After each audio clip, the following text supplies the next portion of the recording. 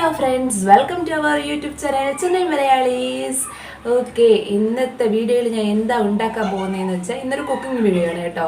ഇതിൽ card rice, അതായത് തൈര് സാദം. നമ്മുടെ നാട്ടിലൊന്നും ഇത് അത്രയ്ക്ക് ആരും ഉണ്ടാക്കി ഞാൻ കേട്ടിട്ടില്ല. നമ്മുടെ നാട്ടിലെപ്പോൾ എപ്പോഴുമേ ചോറും കറിയും, മീൻ കറി, പിന്നെ കിഴങ്ങ് മീൻ അങ്ങനെയൊക്കെയാണ്, ചക്ക കൂട്ടാൻ അങ്ങനെയൊക്കെ.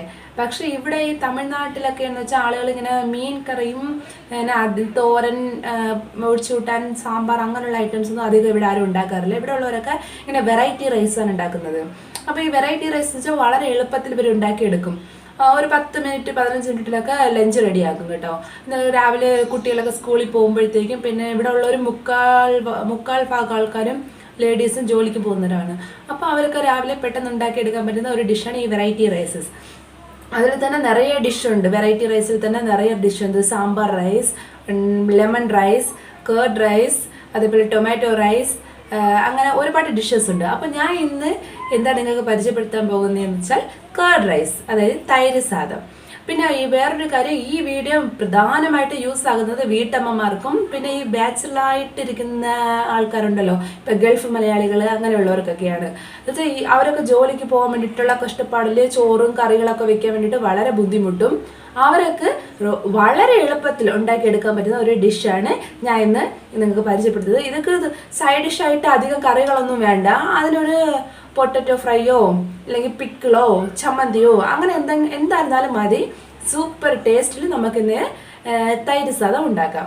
ഓക്കെ, നമ്മൾ വീഡിയോ സ്കിപ്പ് ചെയ്യാതെ എല്ലാവരും കാണാം. വളരെ എളുപ്പത്തിൽ ഉണ്ടാക്കാൻ പറ്റുന്ന ഒരു ഡിഷാണ്.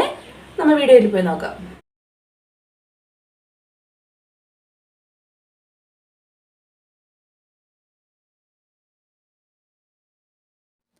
തൈര് സാദം ഉണ്ടാക്കാൻ വേണ്ടിയിട്ട് നമുക്ക് തൈരും പാലും ഈ 2 ഐറ്റംസ് ഉണ്ടായിരുന്നാലേ മതിയാകും.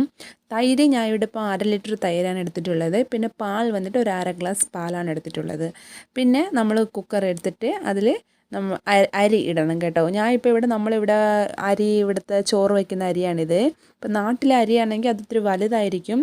അപ്പോൾ പച്ചരി നിങ്ങൾ ഉപയോഗിക്കാം. പിന്നെ അതല്ലാതെ കുറച്ച് ഇഞ്ചിയും പച്ചമുളകും വേണം.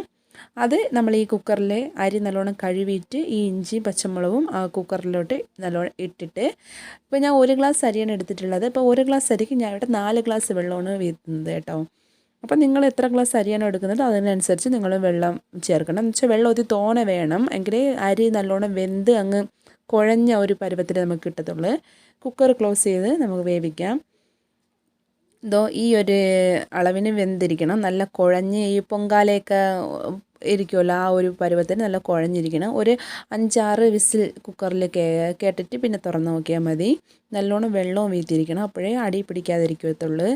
പിന്നെ ഇതിലേക്ക് ചൂട് കുറച്ച് ആറിയതിന് ശേഷം നമുക്ക് എടുത്തു വച്ചിരിക്കുന്ന തൈര്, ഞാൻ ഇവിടെ ഇപ്പോൾ 1/2 ലിറ്റർ തൈരിൽ 1 ഗ്ലാസ് തൈരാണ് ഞാൻ ഇപ്പോൾ വീഴ്ത്താൻ പോകുന്നത്. എന്ന് വെച്ചാൽ ഞാൻ അവിടെ പാലും കൂടെ ചേർക്കുന്നുണ്ട്. അതുകൊണ്ട് ഞാൻ 1 ഗ്ലാസ് തൈര് വീത്തിയിട്ടുണ്ട്. പിന്നെ 1 ഗ്ലാസ് ഇല്ല, 1/4 ഗ്ലാസ്സേ ഉള്ളൂ പാൽ. ആ പാലും കൂടെ ഞാൻ ഇവിടെ ചേർക്കുന്നുണ്ട്. ചേർത്തിട്ട് നന്നായിട്ടൊന്ന് ഇളക്കി യോജിപ്പിക്കണം. ഇളക്കി യോജിപ്പിക്കുമ്പോഴത്തേക്ക് നല്ലോണം അങ്ങനത്തെ ലൂസായി ഒരു നല്ല തിക്നെസ്, ഭയങ്കര തിക്കായിട്ടിരിക്കും. ആ തിക്നെസ്സൊക്കെ പോയിട്ട് ഈ ഒരു പരുവത്തിനായി വരും. നോക്കൂ, ഈ ഒരു പരുവത്തിനാകും. നാട്ടിലെ അരി വേണ്ട, അത് ഒരുപാട് വലുതായിരിക്കും.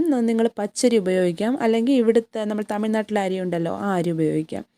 അതിനുശേഷം നമ്മൾ കടുവറുത്ത് കറിവേപ്പിലയും മുളകും ഇട്ട് കടുവറുത്തിട്ട് മല്ലിയില ഉണ്ടെങ്കിൽ മല്ലിയില ഇട്ട് കൊടുക്കാം. ഉപ്പ് ഇപ്പോൾ നോക്കിക്കൊള്ളണം. ഉപ്പ് നോക്കിയിട്ട് ആവശ്യത്തിന് ഉപ്പിട്ടോളണം കേട്ടോ. എന്നിട്ട് എല്ലാം കൂടി ചെയ്ത് നന്നായിട്ട് മിക്സ് ചെയ്താൽ മാത്രം മതി. നമ്മൾ തൈര് സാദം വിത്തിൻ 5 മിനിറ്റിൽ റെഡിയാവും. ഈ അരി വേവാനുള്ള ടൈം മാത്രമേ ഇതിനുള്ളൂ. ബാക്കി പെട്ടെന്ന് റെഡിയായി കിട്ടും. ഇത് ഒരു പാടുമില്ല, വളരെ എളുപ്പത്തിൽ നമുക്ക് തൈരും കുറച്ച് പാലും കുറച്ച് ഇഞ്ചി പച്ചമുളക് നിങ്ങളുടെ എരിവിനനുസരിച്ച് ചേർത്തുകൊണ്ടാൽ മതി. അത്രയേ ഉള്ളൂ. ഇതെല്ലാം കൂടെ ഇട്ട് നമ്മൾ തൈര് സാദം ഉണ്ടാക്കിയിട്ടുണ്ട്. നല്ല ടേസ്റ്റാണ് കേട്ടോ. ഒരു ലൈറ്റ് പുളിപ്പും ഒരു ഉപ്പ് രസവും അതും കൂടെയൊക്കെയുള്ള നല്ലൊരു ടേസ്റ്റാണ് ഇതിന് കിട്ടുന്നത്.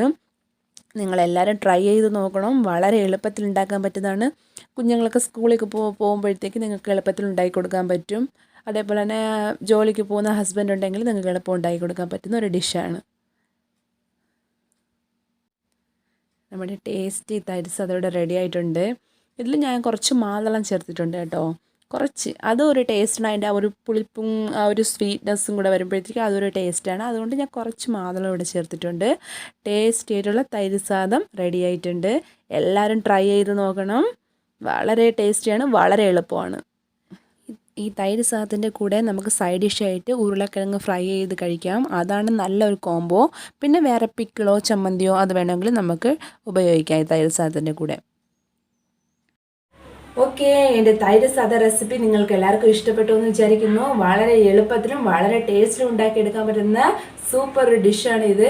ഇതേപോലെ തന്നെ ഇനി വരുന്ന വീഡിയോസിലെല്ലാം ഞാൻ ലെമൺ റൈസ്, പിന്നെ അതേപോലെ സാമ്പാർ റൈസ്, അതേപോലെ ടൊമാറ്റോ റൈസ്, അങ്ങനത്തെ വെജിറ്റബിൾ ബിരിയാണി, അങ്ങനെയുള്ള ഐറ്റംസ് എല്ലാം ഈസി എങ്ങനെ കുക്കറിൽ ഉണ്ടാക്കിയെടുക്കാം, ഈസി ആയിട്ട് എങ്ങനെ കുക്കറിൽ ഉണ്ടാക്കിയെടുക്കാം എന്നുള്ള വീഡിയോസ് ഞാൻ അപ്ലോഡ് ചെയ്യുന്നതാണ്. സോ നിങ്ങൾ ഈ തൈര് സാദ റെസിപ്പി നിങ്ങൾ വീഡിയോ ട്രൈ ചെയ്ത് നോക്കണം. എന്നിട്ട് നിങ്ങളുടെ കമൻറ്റ് എന്നെ അറിയിക്കണം. തൈര് സാദം എല്ലാവരും ട്രൈ ചെയ്ത് നോക്കണം.